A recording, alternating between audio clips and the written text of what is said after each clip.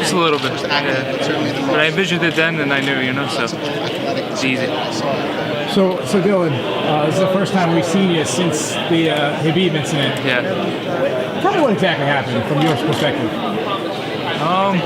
It's hard. I mean, it's hard to talk about. I mean, not what happened, but it just kind of all happened in the moment, So all of a sudden, I'm looking up, I just saw one of my close friends lose. I was just in shock, and then all of a sudden, it's just mayhem. And I kind of sensed something was gonna happen during the fight, in between rounds, and during the rounds, he was giving us dirty looks or giving me dirty looks, and kind of making weird gestures towards me. So I kind of felt like that.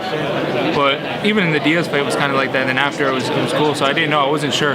But yeah, it just all kind of was just mayhem, So you end up getting suspended 7 months. Yeah. You were on the outside of the cage. He comes, runs at you, flies in the air. Yeah. I got almost more time than him for jumping over the cage. I mean, how do you feel about that? Do you feel like you should get any suspension? No, I mean, I don't believe so. I wasn't the one that jumped over the cage and attacked someone. You know what I mean? It wasn't like I jumped in the cage. Imagine that if I jumped in the cage, it would probably be a ban for life or something. So, yeah, I don't know. I mean, it's freedom.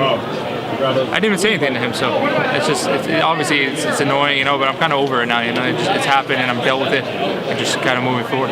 Obviously, you're back, you stepped into the Bellator cage for the second time. It's been a long time since you fought, but Bellator hasn't forgot about you. They put you on this loaded card, you're going against Max Humphrey. How do you feel about that matchup? I feel amazing about it, Fighting a guy that's sloppy and flat-footed coming forward is easy for me. I'm too technical. I'm too good on the ground, and it's going to be a good night. For some reason, when I say Danis, I mention anything about Danis, always gets a lot of comments. Yeah. It's also a lot of hate. Yeah. I mean, you're coming off like a very humble guy right now. Why do people hate you? I don't know. I mean, I think because I'm just saying, I just say what I want when I want. I think a lot of fighters, they kind of hold back or they don't. They just say what people want to hear. I just say what I feel. Sometimes I'm in a good mood. Sometimes I just say whatever I'm feeling. I think that kind of pisses people off. But I'd rather be hated on and stuff like that than be no one cares about you.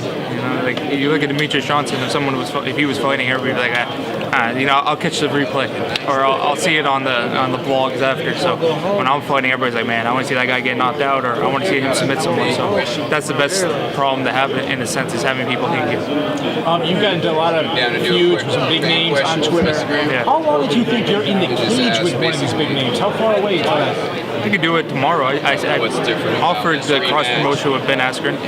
They turned it down. I don't mind. I mean, let's do it. I'm ready for it. It's just a matter of time, I feel like, Those guys don't really want to fight. So they're just all talk. They use me to get in the headlines. That's how I feel. Speaking of big names, obviously you have an association with one of the biggest names in history, possibly the biggest name, Conor McGregor. A lot of people speculate that he's never going to fight again after getting paid between Mayweather fight, Khabib, his whiskey deal. You train with him. Is he going to fight again? I believe so. It's just knowing him and knowing how much he loves it and then seeing when he's training, and I believe so. I think the Khabib match is inevitable. I think that has to happen.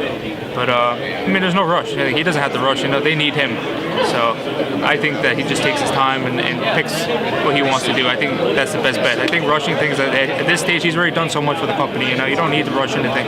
I think just wait it out and, pick what you want to do.